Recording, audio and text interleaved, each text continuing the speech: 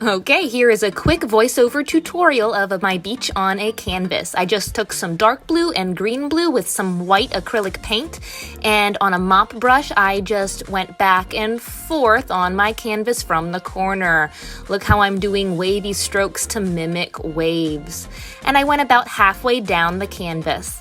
Then I cleaned my brush and I got some white and tan sand-colored acrylic paint and went back and forth the same way the rest of the way down to the other corner. Then I took some white paint and a smaller brush and just filled in the gap between the water and the sand to kind of mimic the froth that comes up on the beach. So you can see the blue shining through where I blended it in. Then I took some Mod Podge, which is just fancy glue, and I poured it onto where the sand color was after it dried, and took a not so nice brush because the glue can mess up your really good brushes, but I smoothed that around. My Mod Podge was a little old, you can see kind of the chunks, but it needed used up. And don't forget to get around your edges if you have a wraparound canvas, like that. Then I took a container of sand. You can get this from Michael's or any craft store. And I just spread it around on the glue with my hand, making sure I covered all the parts I wanted to have a sand texture. And then just lift it up slightly to tap off the excess. You can then tap your edges in the little pile of sand that goes on the edge.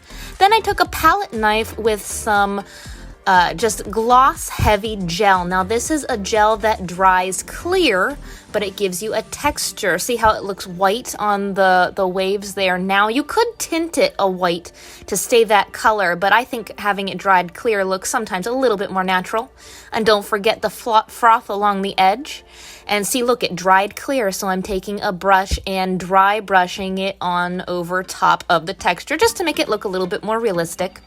Then I took a fine sea sponge, actually, with a little bit of white paint, and you just bounce it like a bunny along the edge, and that gives you a really fun frothy texture. Just like that, I went all the way along the edge, bouncing it.